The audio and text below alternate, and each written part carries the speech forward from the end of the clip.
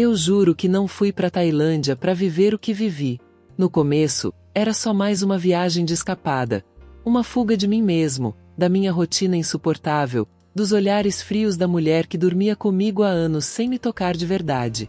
Bangkok parecia só mais um ponto no mapa. Até aquela noite.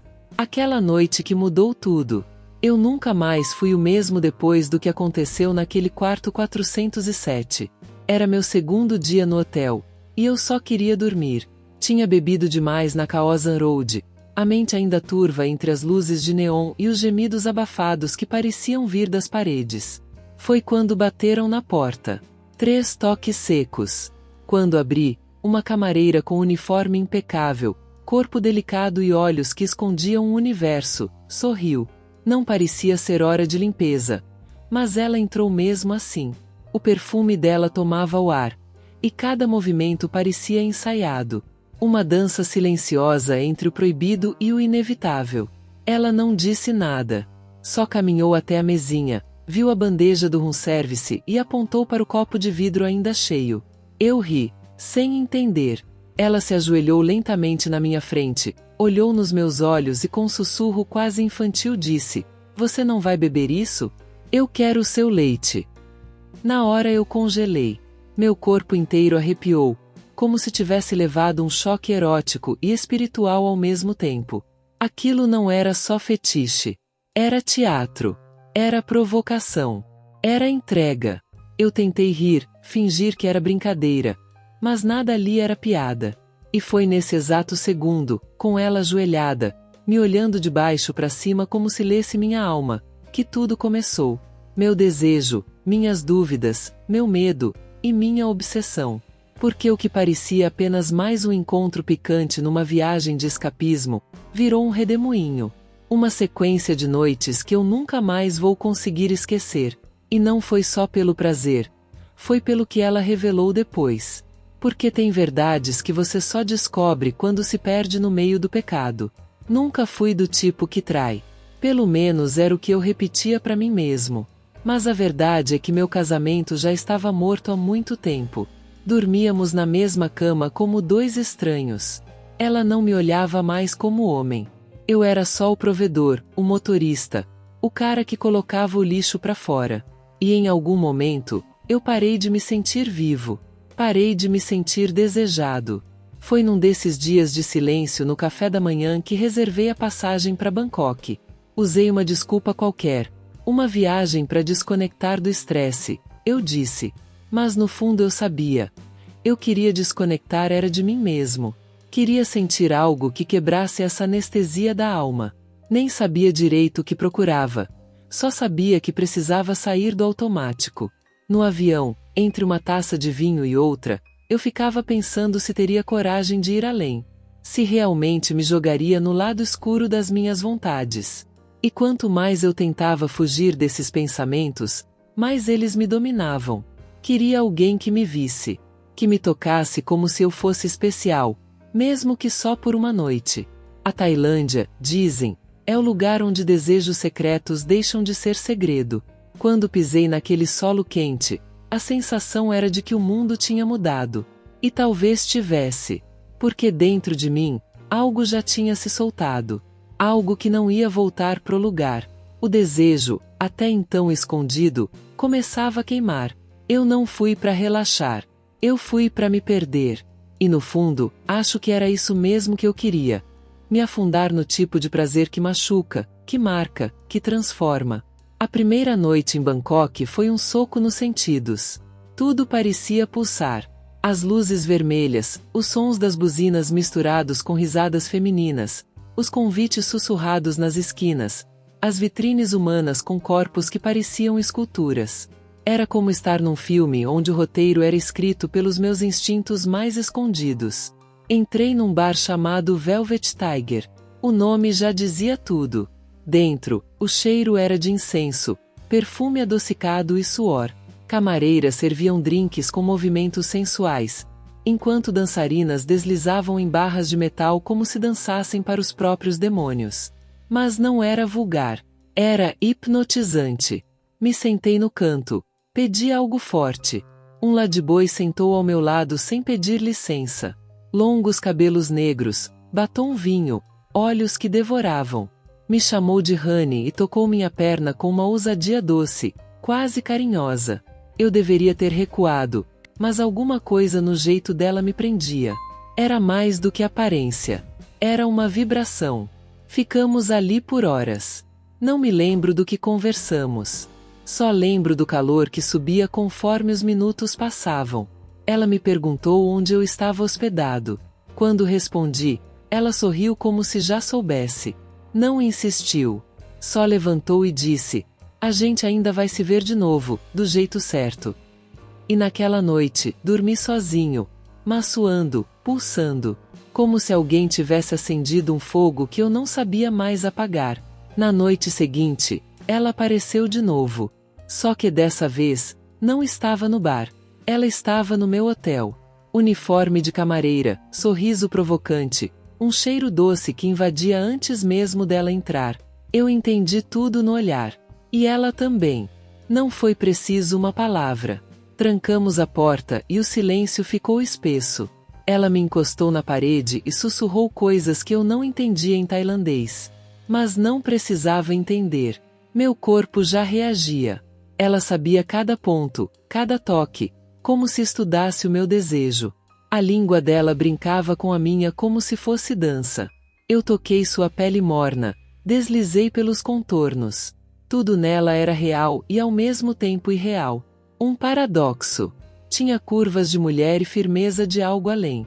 Era um corpo que desafiava tudo que eu achava que sabia sobre prazer. E mesmo assim, me senti mais homem do que nunca. A primeira transa foi selvagem, mas íntima.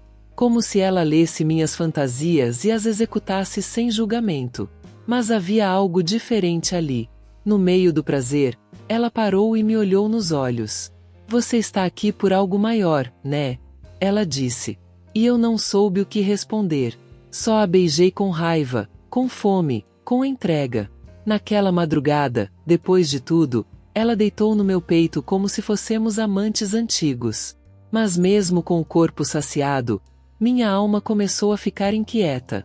Porque pela primeira vez, o prazer me fez sentir pequeno, vazio, e com mais perguntas do que antes.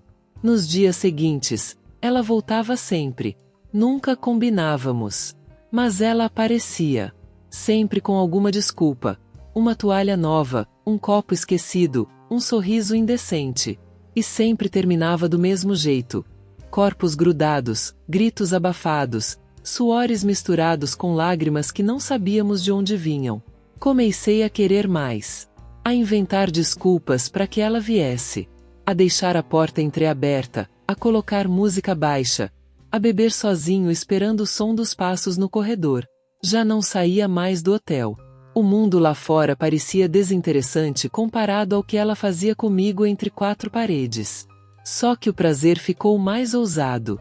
Ela trazia brinquedos. Me vendava. Me amarrava. Me fazia sentir dor e prazer ao mesmo tempo. E eu deixava. Aliás, eu pedia. Não era só sexo. Era ritual. Era entrega absoluta. Ela comandava. E eu obedecia. E quando eu pensava que não tinha mais como ir além, ela inventava algo novo. Tive medo. Tive vergonha. Mas não conseguia parar. Comecei a sonhar com ela. A imaginar como seria se ela fosse minha. Se eu pudesse levá-la pro Brasil. Mas aí me lembrava que nem sabia seu nome verdadeiro.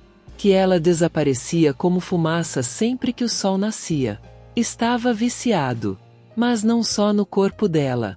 Estava viciado na sensação de ser desejado, dominado, compreendido por alguém que nunca pediu nada, além da minha alma. Na quinta noite, ela chegou diferente. Com um vestido vermelho colado ao corpo, sem uniforme, sem palavras. Me empurrou contra a parede e me beijou como se quisesse me devorar. Naquele momento, não havia mais eu ali. Eu era dela. E ela sabia. Fomos até a varanda do quarto. Ela me despiu ali mesmo, à vista de tudo e de todos. Mas eu não sentia vergonha. Sentia poder. Como se, finalmente, estivesse vivendo algo proibido que o mundo inteiro queria, mas não tinha coragem. Ela montou em mim com fome, com raiva, com amor, tudo ao mesmo tempo. Depois, dentro do quarto, ela tirou da bolsa uma venda, um frasco de óleo e uma pulseira com um símbolo budista. Sussurrou que queria fazer um ritual de entrega. Eu deixei. Ela me ungiu, me amarrou, me fez prometer com o corpo aquilo que a mente não ousava. Naquele momento, eu teria dado minha vida se ela pedisse. A gente transou no chão, na cama, no espelho. Cada lugar era um altar. Cada toque, uma oração. Era profano e sagrado. Era sexo e redenção. Eu chorava sem saber por quê. Ela sorria. E dizia que meu corpo estava aprendendo o que a alma já sabia.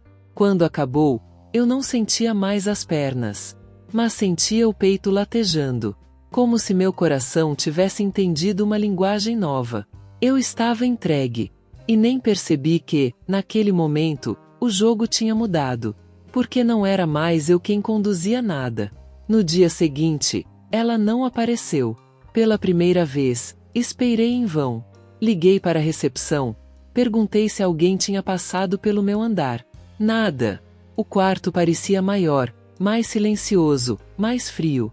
A cama ainda tinha o cheiro dela, mas o toque já era lembrança. Fiquei inquieto. Andava de um lado para o outro, revendo as fotos que tirei pela janela, como se ela estivesse escondida ali atrás de alguma imagem. A cidade lá fora continuava viva, mas dentro de mim tudo tinha parado. Descobri que o prazer, quando vai embora, deixa um tipo de vazio que nem a bebida preenche. Comecei a sair pelas ruas tentando encontrá-la. Entrei em bares, boates. Perguntei por ela com uma descrição vaga que só confundia mais ainda. Todos os rostos começavam a parecer o dela. Todos os sorrisos pareciam zombar da minha obsessão. Mas ela sumiu. Naquela noite, dormi com outra. Uma tailandesa jovem, sorridente, provocante. Mas foi diferente. Frio, rápido, mecânico. Meu corpo respondia, mas a mente estava em outro lugar. Era como beijar o vento, como transar com a sombra de alguém que já foi embora. E ali eu entendi, eu não queria só prazer, eu queria sentido. Queria me sentir especial de novo. Mas o preço disso, na Tailândia, podia ser mais alto do que eu estava preparado para pagar. 3 dias depois, quase desistindo, voltei pro hotel e encontrei um envelope embaixo da porta. Nele, apenas um bilhete escrito com letras finas. Quarto 513. Hoje. Sem perguntas. Meu coração quase explodiu. Eu não sabia se era ela. Mas eu sabia que ia. Subi as escadas com as mãos suadas. A porta estava entreaberta. Quando empurrei, encontrei um quarto diferente, com velas, incenso e uma música lenta no fundo. E ali estava ela, sentada na beira da cama, vestida de branco, como se fosse outra pessoa. Mas era ela. Só que com um olhar mais profundo. Como se algo tivesse mudado. Ela não falou nada. Apenas abriu os braços. Me entreguei. Foi o sexo mais calmo, mais intenso, mais humano de todos. Nada de algemas. Nada de jogo. Só 2 corpos que se entendiam. 2 almas que se perdoavam por algo que ainda nem tinham feito. Pela primeira vez, senti que fazia amor. Com um ladyboi. Com alguém que me enxergava. Quando terminou, ela deitou no meu peito e falou: "Você não veio aqui para se perder. Você veio para se encontrar." E ali eu chorei. Pela primeira vez. Sem vergonha. Como se estivesse nascendo de novo.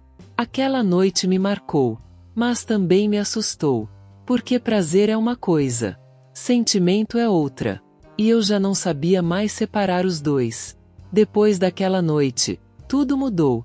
Eu já não a procurava por desejo. Procurava por companhia. Por conversa. Por silêncio compartilhado. Começamos a andar juntos pela cidade. Comíamos em lugares simples. Ríamos de piadas bobas. Ela me contava sua história aos poucos, com cuidado, com dor, com poesia. E eu comecei a pensar: será que posso amar alguém que a sociedade não aceita? que meus amigos zombariam, que minha família rejeitaria. Mas toda vez que pensava em fugir, lembrava dos olhos dela, dos toques, dos momentos que ninguém mais me deu.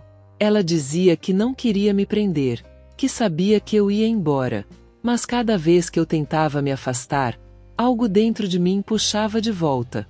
Já não era só o corpo dela que me prendia, era a forma como ela me fazia sentir homem, desejado, importante, visto. Comecei a ter medo. Medo de ter encontrado algo verdadeiro num lugar onde tudo parecia falso. Medo de perder. Medo de me perder. Porque amar um corpo diferente do que você esperava te obriga a rever tudo o que você é. E naquele dilema entre a pele e o coração, eu já não sabia o que fazer. Só sabia que nunca mais olharia para o prazer da mesma forma. Foi numa tarde chuvosa que ela me contou tudo. Que o nome que usava comigo era falso. Que sua história tinha buracos porque tinha traumas. Que já foi rejeitada por homens que a quiseram no escuro e a odiaram à luz do dia. Que já teve medo de amar alguém como eu. Ela tremia. Disse que não era uma mulher no papel, mas que em tudo o que importava, era mais feminina do que qualquer uma que eu já conheci. E me perguntou: você ainda me vê da mesma forma? Naquele momento, todas as respostas que eu achava que tinha desmoronaram. Mas não por ódio. Por confusão.